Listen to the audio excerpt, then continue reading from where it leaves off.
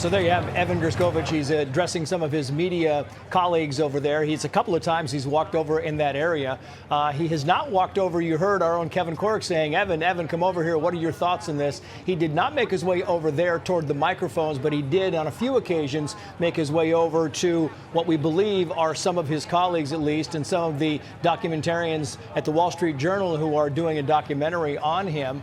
And then you saw the others walk off. But you heard twice from the president. You also heard twice from the vice president, which is not usual in these types of situations, but apparently is now. It's become a new thing, a new political thing. It's fascinating as we look at this because we know that they're going to be going into the waiting area for how long we don't know, and then they will get back on board an airplane and they will travel down to San Antonio, Texas, to be medically checked out. Your thoughts on what you just saw, Steve Hilton? Well, first of all, let's reiterate, what an incredible moment. I mean, I know I was tearful. You were too, Trace. I was watching. You can't help but be moved. And so let's just reiterate that.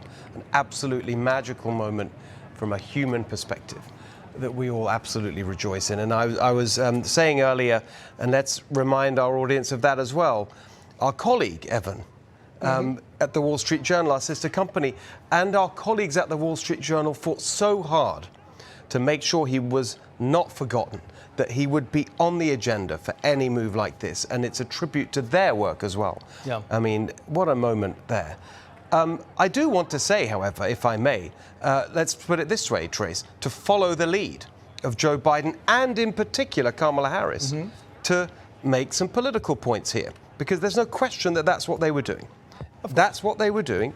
And you could read between the lines. You didn't have to read very strongly between the lines. All this talk about, well, it shows the importance of strong relationships and alliances, unlike Trump. That was the message.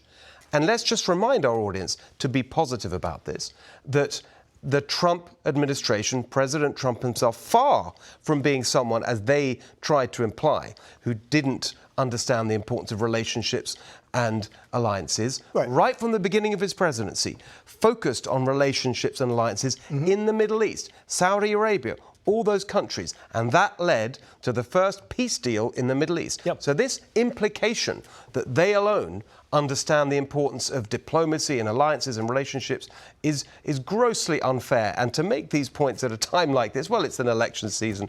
What do you expect? But I think it's important we see the other side of that argument. And as former Secretary of State Mike Pompeo pointed out today, you know, Donald Trump also, during his time in office, got 50 Americans to come home. And so, and you look at Paul Whelan and you think, look, he was one of those. He was there for 5 years, Eric Stakelbeck, because, you know, he was there when the Brittany Griner deal happened for Victor Boot. You know, that got Brittany Griner out. Paul Whelan was not set free, and that generated some criticism.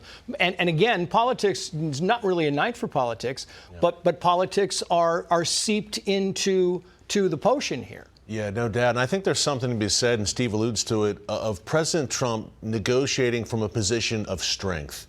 I mean, frankly, during his 4 years, Russia, Iran, China, North Korea, they didn't know quite what to make of him. Yeah. And he kept them on edge. And I think even Turkey, which is a kind of a rogue member of NATO right now, needless to say, Trump pressured Erdogan, the strongman there, to release Pastor Andrew Brunson a few years ago. And the U.S. didn't give much in return there. Trump basically said, hey, you're going to do this. So he exercised that leverage with Erdogan. And by the way, one side note, Trace, I wish President Biden would stop saying stop and don't to America's enemies, because every time he does it, they ignore him. Tonight he says about Putin, stop, his one word, and they've ignored don't. Now they're probably going to ignore stop as well, sadly. Yeah, and to you, Brett Sadler, because, you know, the president was asked about the German President Olaf Scholz, saying was he instrumental in this, and the answer was yes. And remember, he had to overcome this whole concept of giving back someone that his courts in his state, his country, have called a terrorist. Said that you are releasing a terrorist,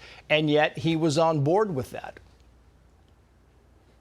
No, absolutely. Well, I think it just goes to the point you made earlier in the program that the president had to bend over backwards and try to cajole and to entice Germany, Slovenia, Norway, Poland to all come together to pull this deal off to meet Putin's demands. But again, a lot of what I've seen tonight on the political side, this comes across as theater when you have the presence of the vice president on the tarmac as well, and neither of them met Griner when she came back, when she was brought back from Russia. So there is a lot of political theater here, not to be missed, and it is very shallow. And again, going back to the track record of a stronger president than Trump, you had people that didn't even think of taking Americans hostage without being willing to take a very much higher cost or risk. And I'm afraid that if this is continued, we're going to see even more brazen captures of Americans, not just in Russia, but in other countries.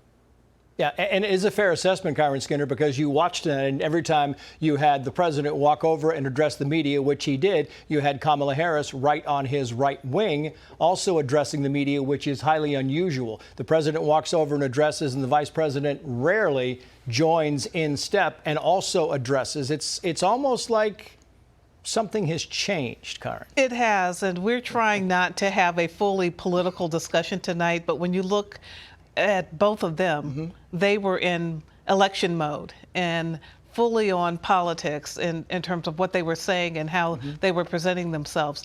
But we may be having this discussion on your program a number of times before the end of the year. I just wonder if Putin and others who are holding Americans hostage are going to start emptying their prisons out with an impending Donald Trump victory, knowing that he won't just be using sanctions and trying to negotiate. Big things will happen to them. And I look forward to hearing him say something about that. They may just be getting ready. Invite us all back when the next round end up on the tarmac. Yeah. Sarah, 11